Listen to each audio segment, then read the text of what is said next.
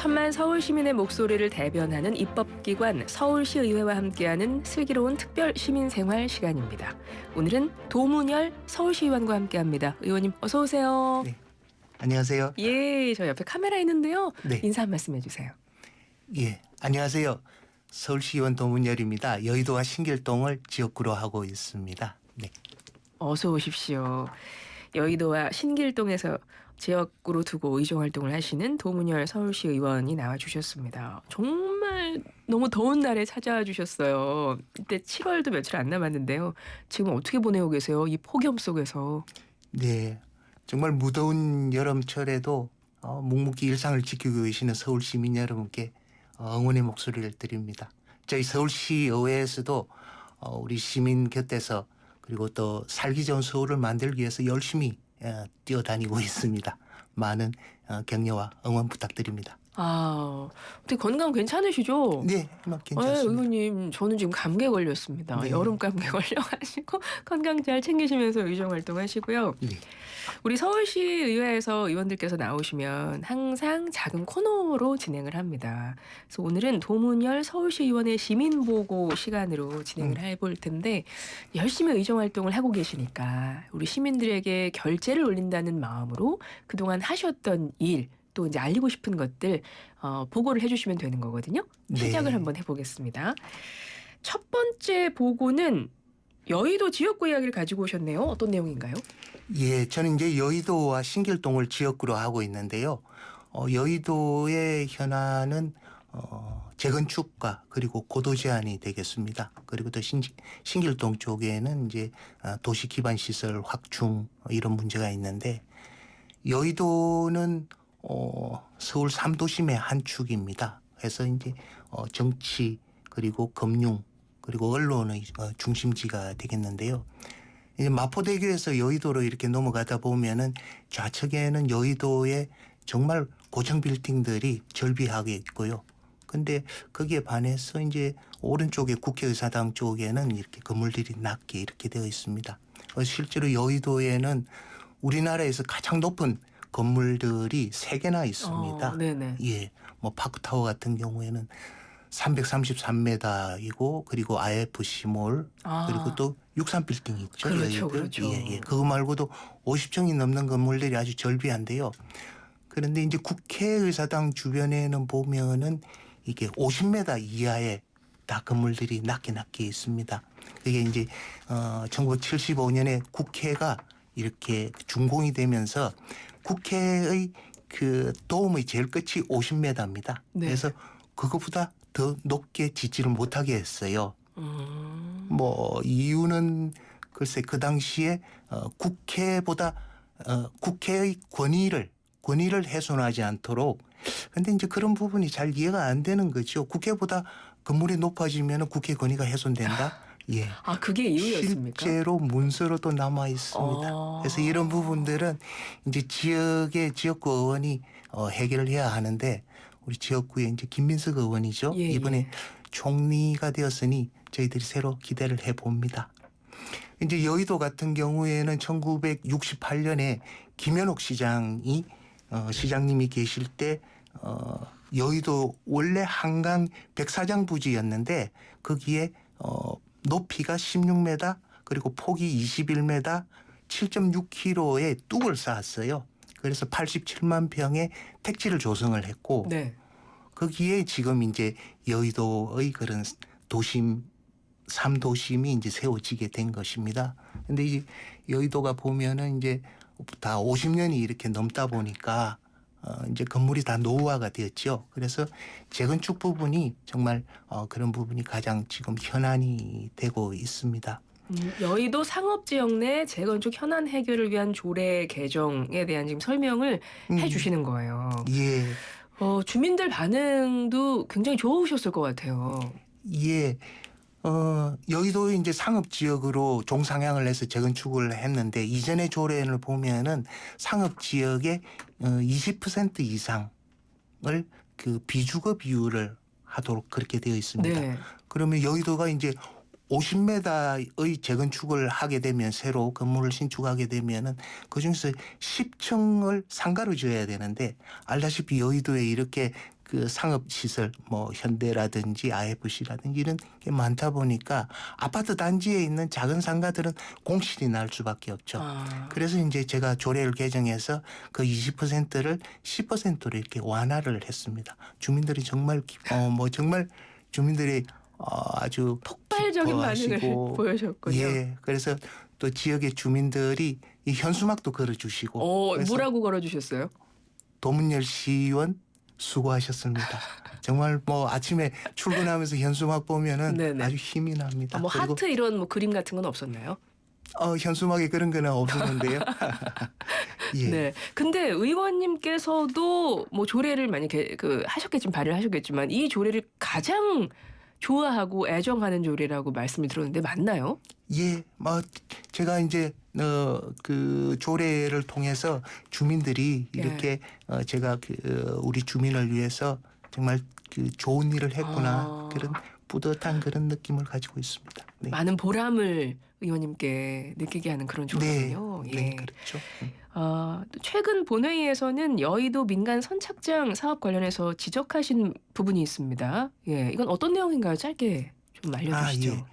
그 원래 여의도에 지금 선착장 공사가 진행되고 있는데요.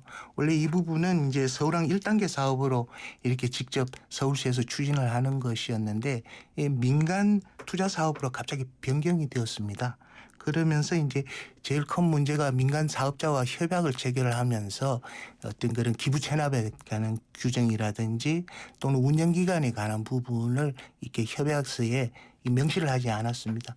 그렇게 되면 사실상 민간업자가 이 부분을 영구적으로 소유하는 그런 형태가 되니까 여기에 대해서 제가 이제 시정 질문을 통해서 협약서를 개정을 해서 기부 체납 그리고 운영 기간을 명시를 하라고 그렇게 제가 촉구를 하였습니다.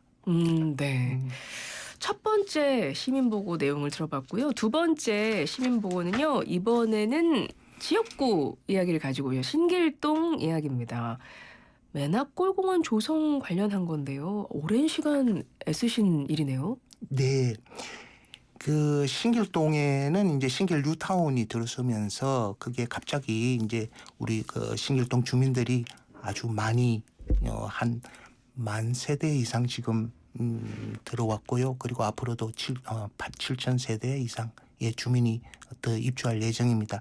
그러다 보니까 이제 도시 기반 시설이 굉장히 부족한 그런 상황인데 도시 기반 시설이라 하면 뭐 교통이라든지 공원 그리고 또 이런 교육 문화 시설, 학교 그리고 병원 뭐 이런 부분들이 되는데요. 그 중에서도 이제 저는 의회 처음에 들어가서 6713 버스가 신길 뉴타운을 이렇게 가로질러 가운데로 지나갈 수 있도록 그렇게 했고요.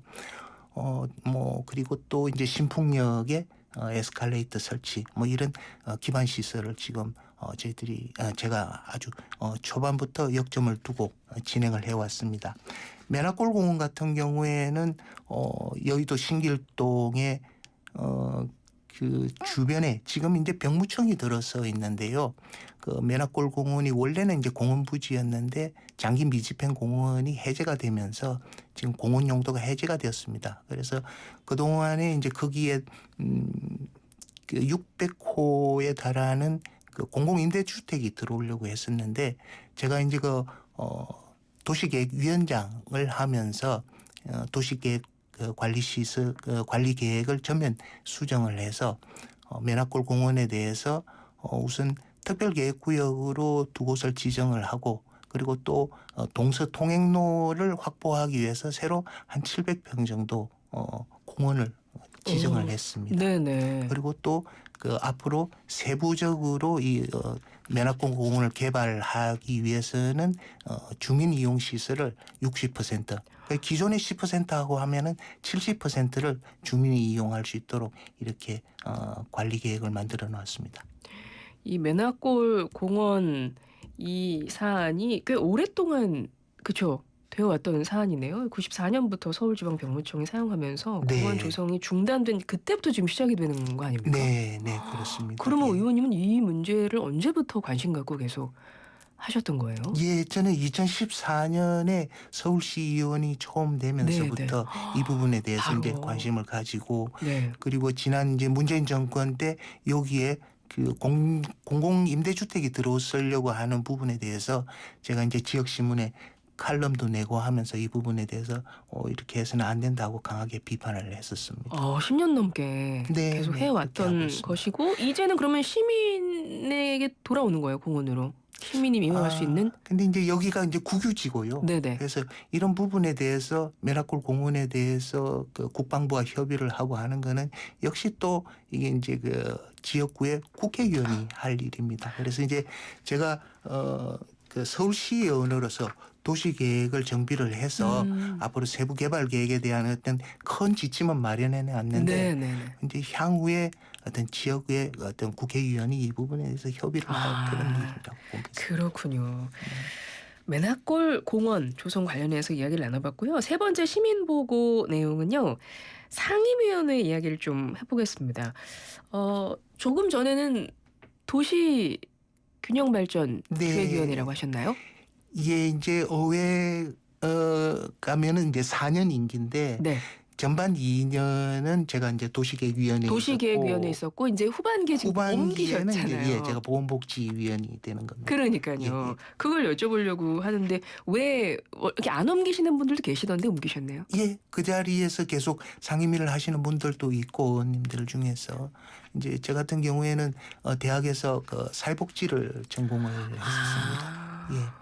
그래서 아무래도 우리 시민의 삶에 가장 밀접한 그런 부분이 또 사회복지 부분이고 네. 그래서 서울시가 48조의 예산 중에서 17조 정도가 사회복지에 쓰여지고 있습니다. 네. 3분의 1이 넘죠. 예, 그래서 현장에서 이 사회복지가 얼마나 잘 작동되고 있는지 그런 부분도 살펴보고 하기 위해서 보건복지위원회에서 의정활동을 하고 있습니다. 앞서 의정활동 하신 거를 보면 도시계획균형위원회에서도 너무나 의정활동 열심히 하셨는데 이번에 보건복지위원회로 옮기시면서 어찌 보면 의원님의 전공하고도 그쵸 결이 맞는 굉장히 좀 여기서 기대하면서 의정활동 하실 것 같다는 생각이 들어요. 내가 나의 전문 분야를 네, 뭐 한번 보여주겠다. 오래 전에 일이고 해서 네. 이제 하나하나 저도 배워가면서 공부하면서 하고 있습니다. 예. 근데 최근에 정부의 민생회복 소비 쿠폰 정책에 대해서 하고 싶은 말씀이 있으시다고요. 예. 네. 민생회복 소비 쿠폰 사업은 이제 소비 활성화를 통해서 민생 경제를 도모하는 네. 그래서 전 국민에게 이 쿠폰을 이렇게 지급하는 그런 사업인데요. 사실 이제 13조 원이 넘는 이런 그 예산을 들여서 국민에게 15만 원 그리고 자산위 계층하고 한부모 가정에 30만 원, 기초생활 수급자에게 40만 원. 또 상위 10%는 이를 조정을 해서 또 이제 10만 원씩 추가로 지급하는 사실 제도가 너무 복잡합니다. 그러다 보니까 행정 비용도 550억이나 쓰여지고 있고요. 실제로는 이제 사전 협의 없이 어떤 지방 정부에게 이렇게 큰 돈을 같이 분담을 하게 하는 그런 부분도 사실 큰 문제라고 하겠습니다. 지방 정부 입장에서는 큰 부담이 되는군요. 그렇죠. 예. 그래서 지방 정부에도 실제로 그 서울시와 그리고 25개 자치구에서 약 5,800억을 분담을 하게 네네. 되는데요. 뭐 이런 부분들이 그 분담하는 부분도 뭐 큰 문제이거니와 사실은 이제 저는 이런 그 소비 쿠폰이 저소득의 취약계층에게는 당장 이제 이런 부분들이 큰 도움이 되겠습니다만은 보다 거시적인 측면에서 우리가 지금 남부 지방의 이런 폭우 피해라든지 또는 뭐 어떤 저출생 고령화 이런 부분을 생각을 해서 이렇게 그 소비 진작을 단기적으로 하는 것이 과연 민생 회복에 실효성이 있는가? 사실 이런 기본소득이라든지 이런 부분들이 가성비가 떨어지는 그런 현금성 그런 그 국가 보조 사업이거든요. 예, 그래서 이런 부분보다는 이제 정책이라는 게 어떤 이런 선심성 정책보다는 보다 실효성이 더 중요하다 이렇게 생각을 하고요. 그래서 복지 인프라를 보다 튼튼히 하고 취약계층을 아주 촘촘하게 돌보는 그런 복지가 필요하다. 그렇게 생각을 하고 있습니다. 네. 보건복지위원회로 상임위를 옮기셨으니까요. 서울시 복지 정책에 대해서는 어떻게 보세요? 그 방향성 같은 것들은? 서울시의 예산이 48조가 넘습니다. 네. 예. 그 중에서 이제 약 17조 5천억이 그 사회복지 관련으로 예산이 쓰여지고 있는데요. 근데 서울시의 대표적인 복지 정책이 뭔가 이러면은 사실 공무원도 잘 모르고 어. 예, 시민들도 이렇게 팍 와닿지가 않습니다.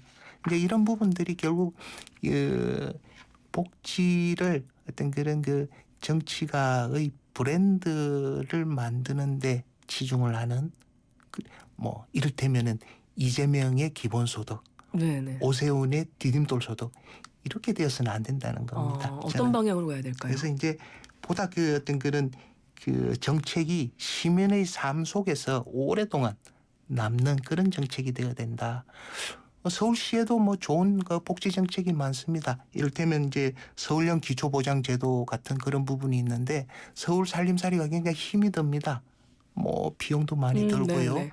그래서 어떤 국가 그 기초생활보장제도에서 이렇게 그 커버가 안 되는 그런 서울 시민들에 대해서 서울형 기본 보장제도를 통해서 보다 어떤 고령자나 1인 가구 이런 부분에 대해서 더 직업을 그 보장을 해주는 이런 부분이야말로 정말 실효성 있는 그런 뭐 서울형 사회보장제도가 아닌가 보고 있습니다. 네. 2183번님이 이제 청취자분이 인터뷰 들으시면서 문자를 주신 거예요.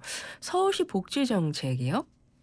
제가 한강공원을 갔었는데요. 공중 화장실에도 에어컨이 나왔어요. 이런 건 어떻게 생각하십니까? 네, 좋습니다. 좋습니다. 이런 복지 괜찮습니다. 예. 이제 저희가 시간이 훌쩍 가서요. 끝으로 질문 여쭤봅니다. 도문열 서울시 의원의 의정 아이콘은 땡땡땡이다. 어떻게 채워주실까요? 뭐 도문열은 비주류다. 비주류다. 네. 예. 그래서 뭐 좋게 말하면 소신 발언이고 또 이제 달리 보면은 좀 까칠한 그런 스타일일 수도 있는데요. 저도 오늘 슬기로운 라디오 생활에 나와서 이를테면은 그 오세훈 서울시장과 서울시가 그 여의도 선착장을 민간 업체에게 이렇게 소유권을 넘기려고 한다. 그래서는 안 된다. 또는 김빈석 의원이 고도제한과 관련해서 보다 좀 더 역할을 해야 한다. 또는 매나골 공원의 도시계획에 대한 기본 틀은 잡혀 있으니까 국방위원으로서 네. 어떤 그런 부분을 조다 그 협의를 해서 이 부분을 마무리를 해야 된다. 예. 짧게 해주셔야 됩니다. 뭐 이런 부분들에 대해서 어떤 아무래도 그 좀 까칠한 얘기를 하다 보니까 아무래도 그런 얘기가 인상이 있는 것 같은데요. 하지만은 이제 시민을 대신해서 이런 그 집행기관을 감시 견제하는 네. 것이 의원의 본분이라고 생각을 하다 보니까 보다 뭐 이런 부분에 대해서 시민의 어떤 그런 작은 알겠습니다. 목소리도 끝까지 듣고 할 말은 하는 그런 의정 활동을 하려고 하고 있습니다. 알겠습니다. 지금까지 비주류 도문열 서울시 의원이었습니다. 고맙습니다. 네, 감사합니다.